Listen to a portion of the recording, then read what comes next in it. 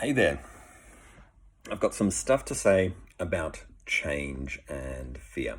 Um, it's been a big week, big 2 weeks really, for our household. We decided to put the kids back into school. And it came about because, all right, backstory. We've been homeschooling our kids for the last 18 months. And last Tuesday, I was sitting there with my 7-year-old. We were doing division, and I realized that I am just not the right teacher for her anymore. We've had a great run with 18 months of schooling at home, and it was the right thing for us to do at the time. But just when I was sitting there, we were doing maths, I just realized, no, the time has come. We're done. And there have been hints of it over the past 6 months. But when it hits you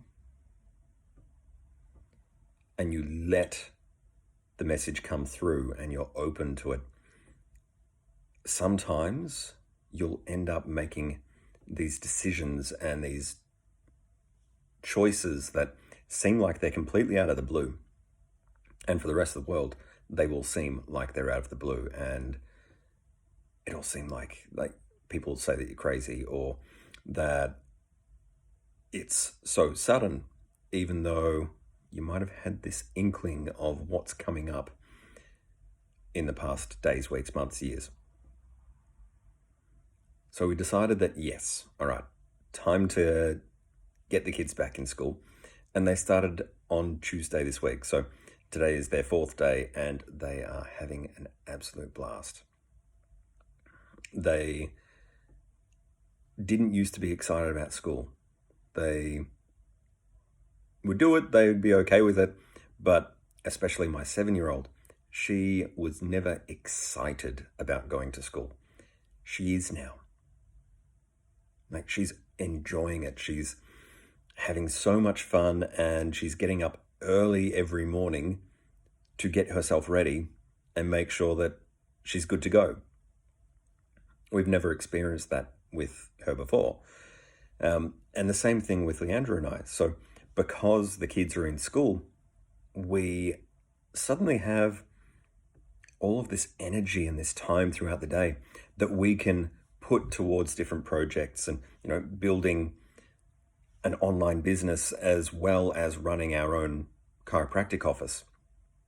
We're able to do all of these things because now we've got the energy and the space and the time to do that because of a decision that seemed like it was out of the blue.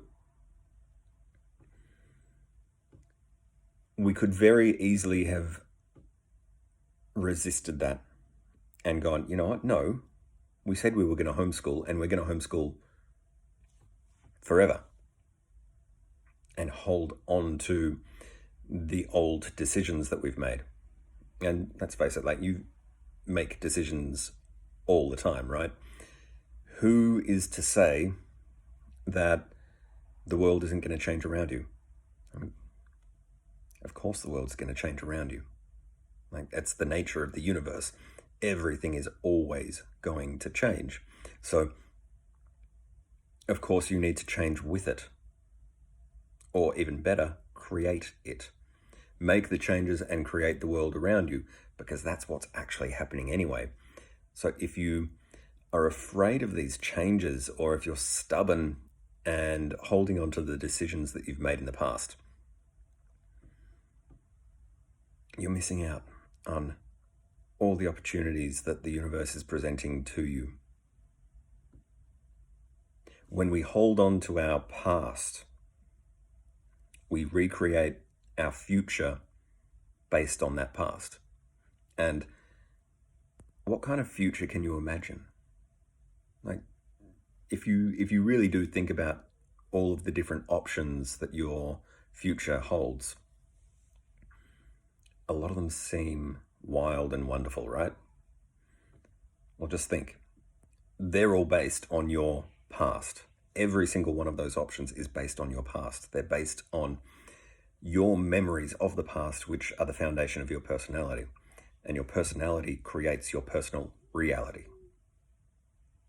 If you are afraid to let go of those decisions, of those things that you've built up, all of the things that you've brought into now, then how are you going to create something brand new? You can't. If you're dragging all of that baggage with you, it comes with you and it creates a future that is a reflection of the past. However, if you loosen your grip just a little bit, if you loosen your grip on who you think you are and who you think you've been and the decisions that you've made, once you let go of those, loosen the grip on those decisions, an entirely different world opens up. Suddenly, you become present in the moment, right now, not the past. You become present in the now, and the universe will present you with all of these different options that you didn't even know that you had, because you didn't have them until you became present and released your death grip on who you think you are. Because once you've done that, suddenly you'll get moments of inspiration, moments of just clarity, where because you've tapped into right here, right now, suddenly you get this light bulb moment. And you go, oh my God, this is what I need to do. This is the next step. Who knows where that path takes me, but this is the next step. And when you take that step with clarity and conviction and stay present in the moment, then the following step becomes clear. And when you are open to these moments of inspiration, when you are present in the now, you get more and more of these. And no, who knows where these paths are going to take you? But this is you creating your path with the universe. And not holding on to your past self and your past achievements and all your possessions and titles and labels that you've put on yourself and family. You let go of them. You become pure potential. All because you are willing to release these old versions of yourself. Now, what stops you from doing that, though, is generally fear. That whole question of what if, with the negative statement that follows after that. What if this happens? What if I lose that? What if I can't put food on the table? What if no one likes what I'm doing? Here's the thing. I had a good talk with a client the other day about their work, and if they put some barriers up, or if they are more clear about what they're willing to accept in their business, they might scare a few people off. We're talking like cancellation policies and no-show policies, that sort of thing. He was hesitant to put it in place because if he does that, he's worried that some of his clients will leave. Damn right. Some of them will. It'll be a handful, though. And if those handful of clients leave, and they would not be his best clients, by the way, if they're worried about not showing up and getting charged $20 because they didn't show up, they're not going to be his best clients, right? But if they leave, suddenly there's space for people that he does want to work with, and that he's the right person for his new clients to be working with. So it's that letting go of the fear of loss, of a small loss, to create something that is truly magnificent.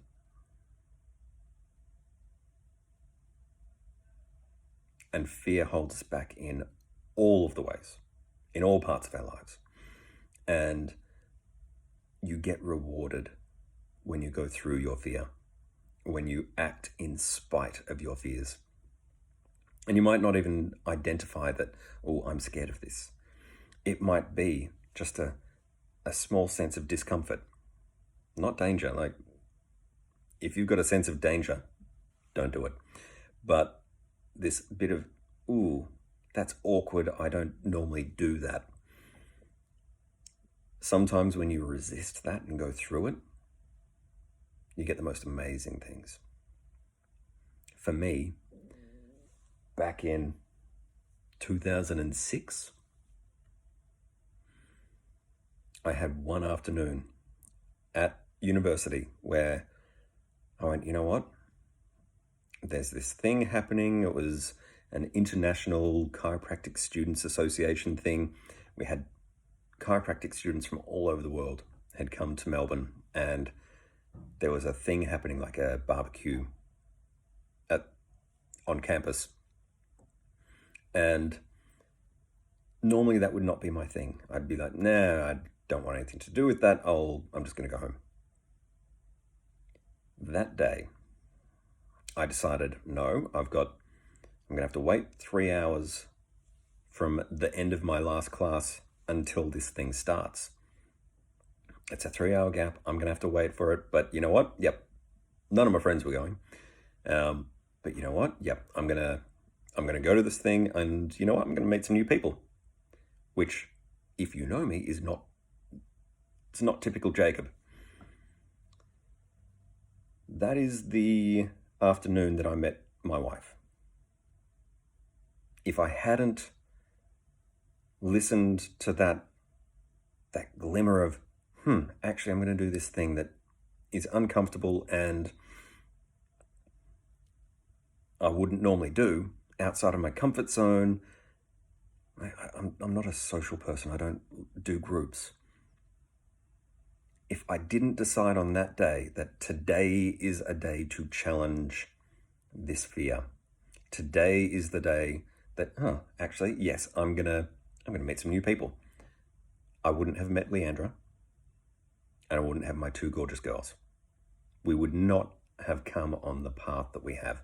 Who knows what the other path would be, but that was, there are moments in your life that they are a true fork in the road. Every decision that you make, every decision that you don't make is a fork in the road. Some of them lead you a fraction of a degree in a different direction. This one was huge. And if you don't listen to yourself, if you don't let yourself be vulnerable to potentially losing a part of yourself or a part of your life in the possibility of something bigger, then you always live in fear. And you will not turn into that amazing person, that amazing being that you can be. I mean, you're amazing now already, but if you think about the potential that you have in your life, the potential of this world that you get to create, are you creating something spectacular, or are you holding yourself back? Something to think about.